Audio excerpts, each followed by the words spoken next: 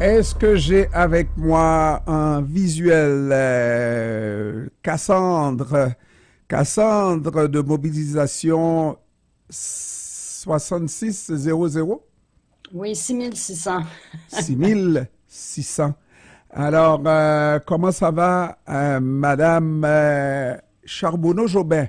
Ça va bien? Ça va très bien vous-même. Merci de me recevoir à votre émission. Oui, nous, ça va toujours bien, même quand ça va mal, n'est-ce pas?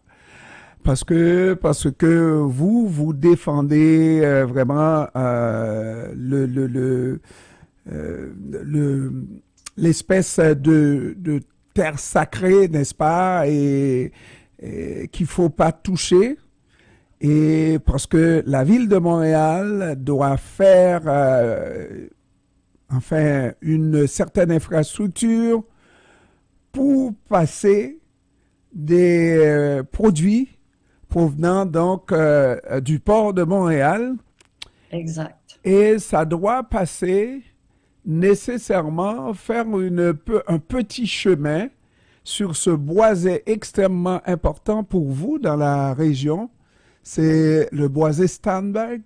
Le boisé Steinberg, exact. En fait, la route, comme vous le mentionnez, est destinée au transport de marchandises pour permettre l'expansion du port de Montréal, expansion qui se fait malheureusement au détriment des citoyens. Et la route, une portion de la route pourrait passer dans le boisé Steinberg. Ceci dit, l'expansion portuaire ne nécessite pas de détruire le boisé Steinberg. L'idée de la route, c'est surtout de se connecter à l'autoroute. Donc, de se connecter entre Notre-Dame et Souligny pour permettre au port d'accentuer sa capacité et de déverser un flot de camionnage très important. Et il y a déjà une expansion portuaire dans nos quartiers avec Raymond Logistique qui fait du transbordement de conteneurs, qui manutentionne des conteneurs. Alors, on s'oppose à la route pour la raison première du boisé, mais surtout pour éviter que nos quartiers deviennent complètement invivables. Mhm. Alors là, on parle de ce quartier qui se trouve entre Hochelaga, Maisonneuve et un peu plus loin, parce que tout le contour, là, c'est Hochelaga, Maisonneuve jusqu'au stade et aller un peu plus loin, n'est-ce pas? Oui, un peu plus loin vers l'est, dans Mercier, oui. C'est un secteur qui est déjà très bétonisé, très asphalté, Très peu d'arbres. achalandé aussi. Ah oui, très achalandé par évidemment voitures et camions. L'est de Montréal est très mal desservi en transport en commun.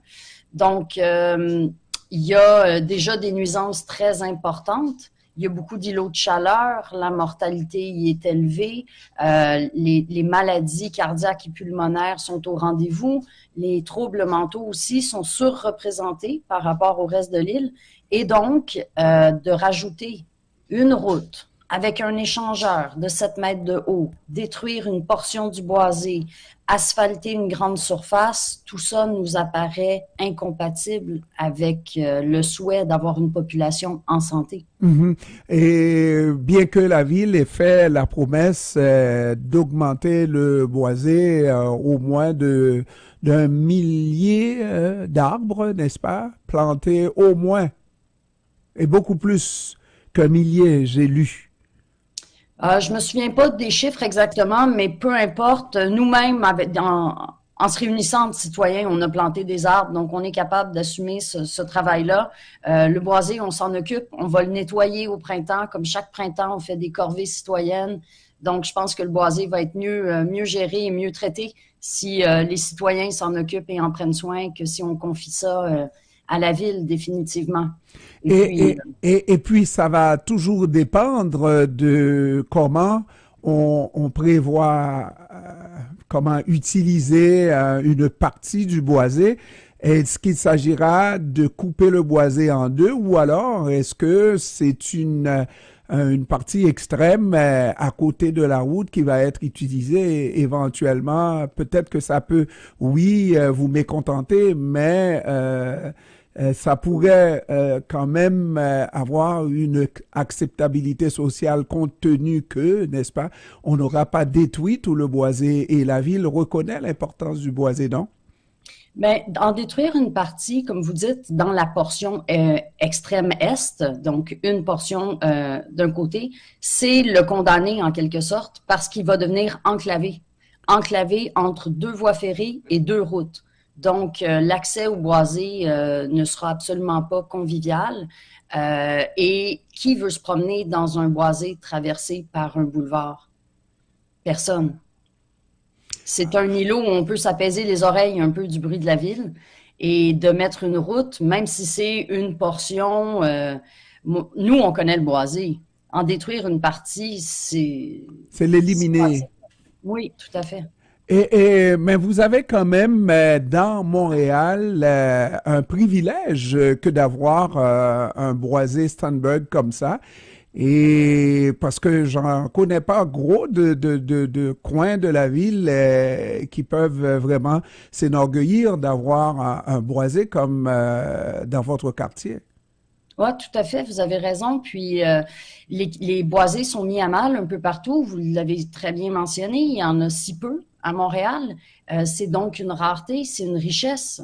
Il faut les préserver tous. Et jusqu'à maintenant, ce qui se produit dans le quartier, c'est que les derniers boisés sont rasés. Il y a le boisé près du métro Assomption qui a été rasé pour permettre bon du logement, mais tout de même, c'était un boisé ancien avec des espèces des essences d'arbres nobles. Et ça, c'est détruit. Le boisé Steinberg est un boisé qui est tout jeune, qui a à peine 20-30 ans, un ancien espace industriel, avant d'être industrialisé, bien sûr. Là, ça a déjà été un espace naturel. Puis ça a été industrialisé, puis désindustrialisé. Donc, il est en train de renaître. Alors, il est relativement jeune et il est promis un bel avenir, assurément. Si vous voulez, c'est un peu comme un adolescent en termes Mm, de boisé. mhm. Il n'est pas tout à fait à sa pleine maturité, puis, mais il est plein de promesses. Et c'est pour ça qu'on veut le préserver à tout prix. Et surtout, on veut empêcher cette route-là absolument mortifère Ouais. parce qu'elle ne sert pas les besoins de la population. Mais vous êtes dans Montréal de toutes les pénuries de logements. Naturellement, il n'est pas question de construire du logement dans le boisé, mais par contre, c'est une des conséquences pour construire du logement social, quel que soit le type, il faut du terrain. Qu'est-ce que on propose lorsqu'on est face à ces choix extrêmement poignants? Ben, vous savez, il y a des zones industrielles qui ont servi à construire du logement, comme par exemple dans le coin des Shop Angus dans Rosemont. C'était des terrains contaminés, puis ils ont été décontaminés, puis on a construit du logement avec des commerces, puis ça marche très bien. Dans l'Est, malheureusement, les terrains industriels, on les réindustrialise pour du transport de marchandises, le secteur de la logistique de transport. Alors, il n'y a pas de logement qui se construit là, malgré les besoins toujours croissants. Oui. Et dans le cas de la problématique qui nous occupe, parce que le logement, c'est un à côté que j'ai pris, n'est-ce pas?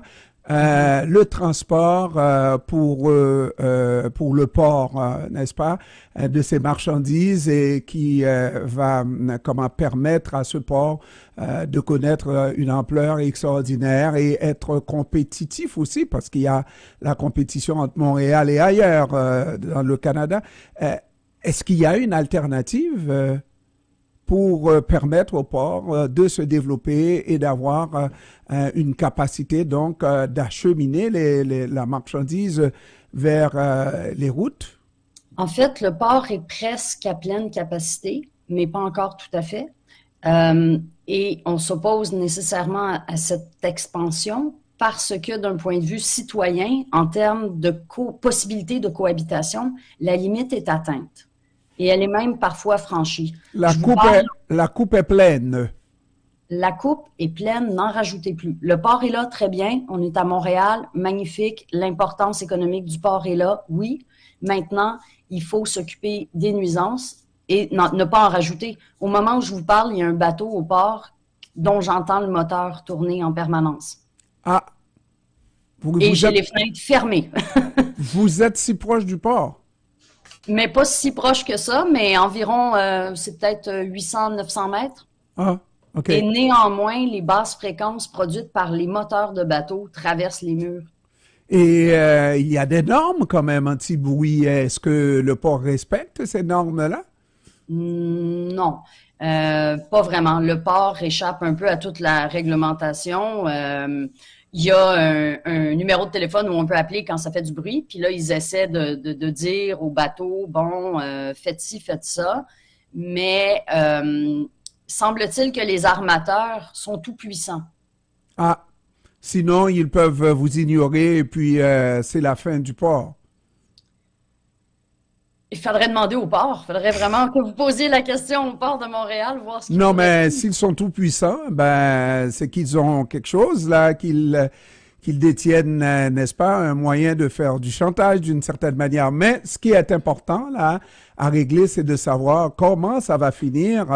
La ville qui a décidé à y aller avec un projet, les citoyens qui n'en veulent pas de ce projet-là, comment vous voyez l'issue de cette chose? Je vous cacherai pas que le coefficient de difficulté dans cette lutte est assez élevé, pour dire le moins. Le rapport de force est bien inégalitaire, mais nous, ce qu'on compte faire, c'est continuer à mobiliser, informer la population sur les véritables enjeux, déboulonner les mythes qu'on nous sert. Quand on nous dit qu'une nouvelle route va décongestionner la rue Notre-Dame, c'est presque un mensonge éhonté. Donc, nous, on déboulonne les mythes, on continue à mobiliser, informer la population et jusqu'à ce que l'enjeu devienne vraiment une sérieuse épine dans le pied. Et c'est là la question que j'allais poser la dernière. Est-ce que ça peut être un enjeu électoral aussi? Oh oui. Dans pas Oui. longtemps, il va y avoir des élections au niveau de la municipalité de Montréal, de toutes les municipalités du Québec. Absolument, ça devient un enjeu électoral municipal et même provincial, je dirais, et qui sait, peut-être même fédéral. Ah oui. Donc, vous voulez que tous les politiques vraiment aient un mot à dire là-dessus et se mouillent publiquement, c'est ça? Absolument, parce que c'est un projet qui concerne 3 paliers de gouvernement. Il y a de l'argent qui vient du fédéral là-dedans, c'est sûr. Et au bout du compte, qui paye à tous les paliers, ce sont les citoyens, les contribuables. Donc, oui, absolument. Alors, là-dessus, Cassandre Charbonneau-Jobin, coporte-parole de mobilisation 6600. Pourquoi 6600? 6600, c'est le nombre de signatures qui ont été recueillies en porte-à-porte au début de la mobilisation pour forcer la Ville à tenir une consultation publique à l'Office de consultation publique de Montréal. En fait, les citoyens n'ont jamais été consultés que leur quartier allait devenir un gros pôle de logistique de transport. Et quand ils s'en sont aperçus, ils ont voulu forcer la consultation publique.